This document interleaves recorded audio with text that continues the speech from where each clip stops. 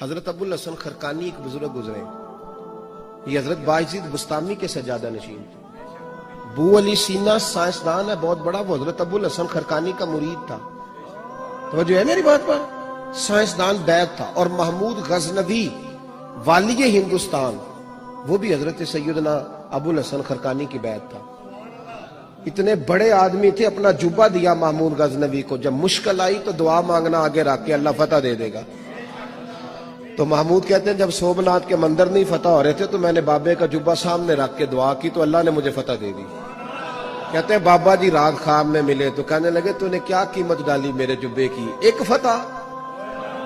کہا حضور کیا مطلب؟ فرمانے لگے تو میرا جبہ سامنے رکھ کے دعا کرتا کہ یا اللہ ہندوستان کے سارے کافر مسلمان ہو جائیں تو اللہ نے توفیق ایمان دے دینی۔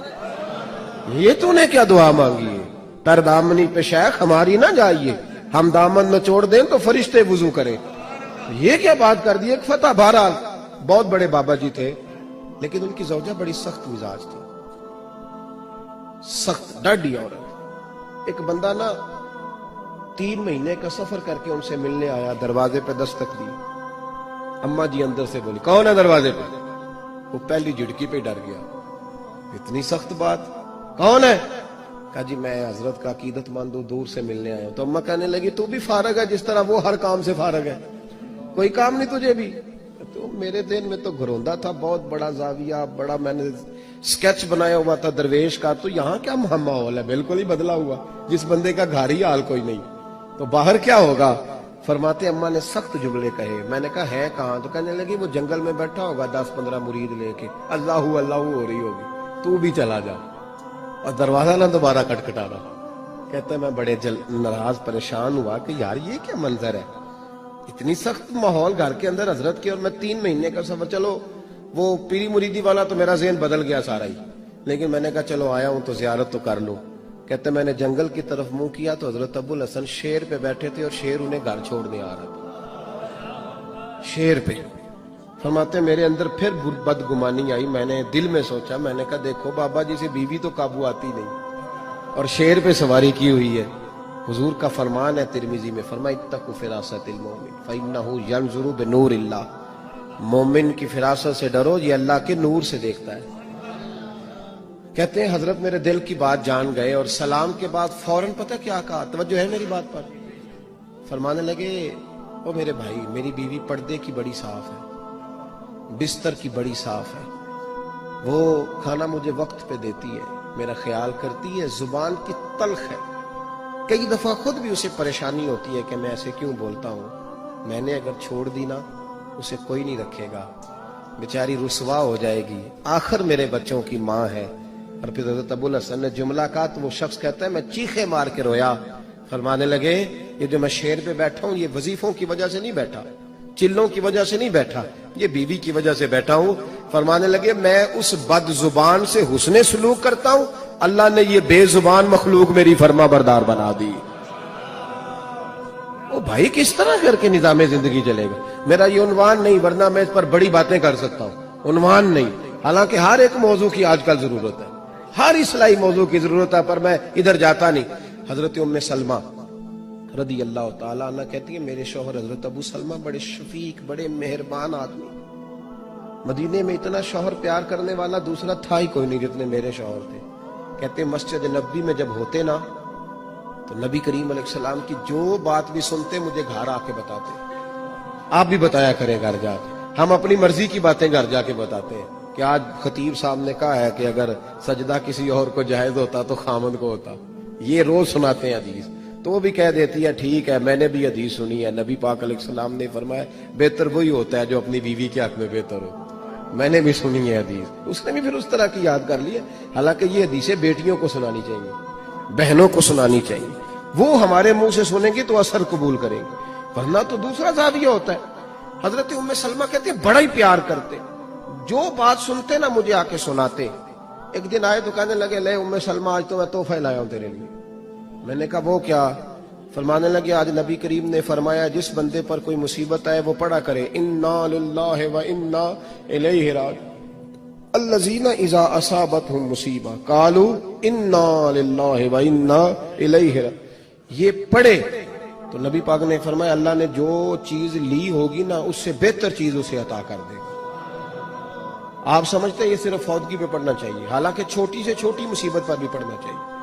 اللہ جو چیز لے گا اس سے بہتر چیز عطا کرے گا۔ جناب ام سلمہ کہتی ہے میرا حضور کی ہر حدیث پر اتنا ایمان تھا، اتنا کہ جیسے اپنے زندہ ہونے پر ایمان ہے۔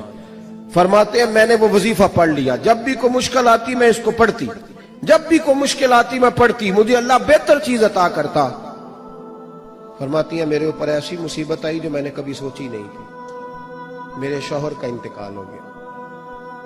میں نے پڑھا انا للہ و انا الیہ راجعون، لیکن فرماتی ہیں اب یقین بھی کامل تھا، یہ بخاری میں ہے، یقین بھی کامل تھا، پر سوچتی تھی ابو سلمہ سے زیادہ مہربان شوہر کیسے ملے گا۔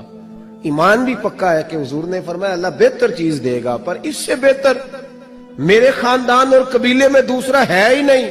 فرماتی ہے کئی دن ساری عدت اسی پریشانی میں گزر گئی کہ میرا تو ایمان پکا ہے کہ اللہ بہتر چیز دے گا، تو ابو سلمہ سے بہتر شوہر کیسے مل سکتا ہے۔ کہتی عدت گزری تو پھر مجھے پتا چلا کہ مصطفیٰ کے ہر فرمان میں حقیقت ہے۔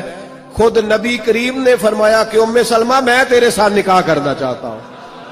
فرماتی ہے میں رو پڑی، میں نے کہا میں تو کہتی تھی ابو سلمہ سے اچھا شوہر کیسے ملے گا، رب نے مجھے ساری کائنات سے اچھا شوہر عطا کر دی۔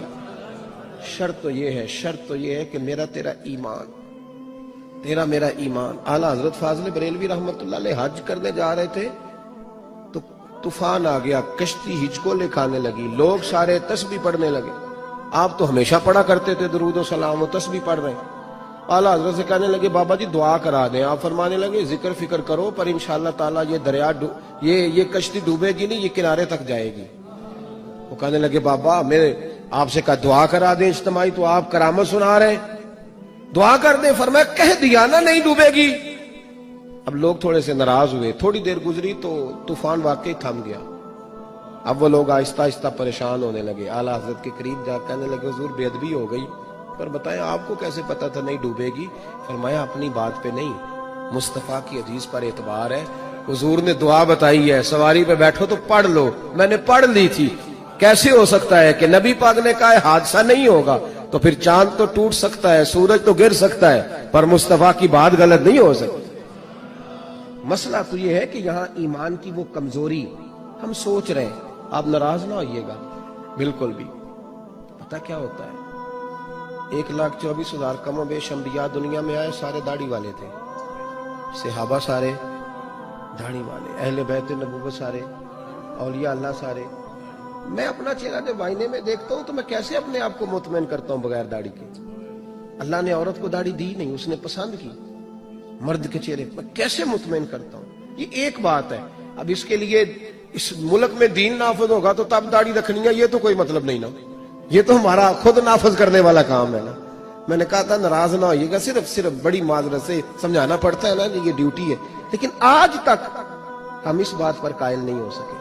کہتے ہیں جی میں گناہگار ہوں، نیک ہو کے رکھنی ہے، تو میں نے کہا آپ روٹی اس وقت کھائیے گا نا جب نیک ہو جائیں گے، یہ والی قسم اٹھاؤ نا پتہ چلے۔ یا کہنا میں نے پیسے اس وقت جیب میں۔ میرے پاس ایک صاحب آئے، کہنے لگے میرا نماز پڑھنے کو دل نہیں کرتا، کو دم کر دیں۔ میں نے کہا سرکاری ملازم تھے وہ، میں نے کہا کہ کبھی نہیں آپ نے دم کرایا کہ میرا تنخواہ لینے جانے کو دل نہیں کر رہا؟ کرایا کبھی کسی نے؟ پیر صاحب نے کبھی دم کرایا ہو کہ نذرانہ پکڑنے کو دل نہیں کر رہا؟ کرایا کبھی کسی نے؟ کیا تماشا، یہ جھوٹ ہے، یہ جھوٹ ہے کہ میرا دل نہیں کر رہا۔ اس لیے کہ جس چیز کی اہمیت دل میں بڑھ جاتی ہے اس کو دل کرنے لگ جاتا ہے۔ شرط یہ ہے کہ ہمارے دل میں اس کی اہمیت، ہم نے اہمیت ہی نہیں بنائی آج تک نماز کی، پردے کی اہمیت ہی نہیں بنائی۔ بڑے بڑے حاجی نمازی ان کی عورتیں بے پردہ پھرتی ہیں، بے وقت پھرتی ہیں، دلیلیں دیتے پھرتے ہیں لوگ۔ کس بات کی دلیل؟ کاہے کی دلیل؟ اگر سیدہ فاطمہ الزہرا رضی اللہ تعالیٰ عنہ کا احد کے میدان میں بھی پردہ سلامت رہ سکتا ہے، اگر سیدہ زینب کا کربلا میں بھی پردہ قائم رہ سکتا ہے، تو تیری بیٹی کا پردہ کیوں نہیں قائم رہتا؟ تیری بہن اور بیوی کا پردہ کیوں نہیں قائم رہتا؟ عجیب تماشا ہے۔ کس کو نہیں پتا کہ اہل بیت کا یہ طریقہ ہے؟ لیکن لوگ سمجھتے ہیں 10 محرم کو 4 دیگیں پکاؤ تو اہل بیت کا پیار ختم ہو گیا۔ سیدہ فاطمہ الزہرا اس ماں سے پوچھیں گی جس کی بیٹیاں پردہ نہیں کرتی، مولا علی اس باپ سے پوچھیں گے جس کی بچیاں پردہ نہیں کرتی۔ نے سوال کا جواب دینا، نہ ادھر ادھر کی تو بات کر، یہ بتا کہ قافلہ کیوں لٹا۔ مجھے رہزنوں سے غرض نہیں، تیری رہبری کا سوال ہے۔ دین صرف ثواب کے لیے نہیں آیا کہ جناب ختم شریف دعا اصالے ثواب کرو، لنگر کھاؤ، موج کرو۔ دین عمل کے لیے آیا ہے، اس پر عمل کرنا ہے۔ دین دستور کا نام ہے، دین منشور کا نام ہے، دین ایک مکمل حیات زندگی کا نام ہے۔ ایک آدمی دکان شروع کر رہا ہے، مارکیٹ، تو کہتا ہے لاؤ بچے قاری صاحب قرآن پاک پڑھائیں۔ کس لیے؟ تاکہ گاہک زیادہ آئیں۔ تو قرآن اس لیے پڑھا کہ میں تجارت قرآن کی تعلیم کے مطابق کروں گا، اس لیے پڑھا کہ میں قرآن کے اصولوں کے مطابق دکان چلاؤں گا، صرف اس لیے۔ ابھی سویرے سورت یاسین بھی پڑھی اور پہلا گاہک آیا تو جھوٹ بھی بولنا شروع کر دیا، تو کیا مطلب ہوا؟ آج بھی کیتی جاندے ہو تے لو بھی پیتی جاندے ہو، کھو کے مال یتیماں دا تے پیج مسیتی جاندے ہو، پھٹ دلاں دے سیندے نہیں تے ٹوپیاں سیتی جاندے ہو، نفس تے چھری پھیر دے نہیں تے دمبے کیتی جاندے ہو، فرض پلائی بیٹھے ہو، نفلاں نیتی جاندے ہو، او دسو تے سی بلے شاہ نو ایک ہی کیتی جاندے ہو۔ دین عمل کے لیے آیا ہے، ایمان کے لیے آیا ہے، اس پر عمل کریں، اس کو نافذ کریں۔ نہیں کسی کو اچھا لگتی میری پگڑی داڑھی تو بھائی مجھے پریشان نہیں ہونا چاہیے، اس لیے کہ میرے مصطفیٰ کو تو اچھی لگتی ہے۔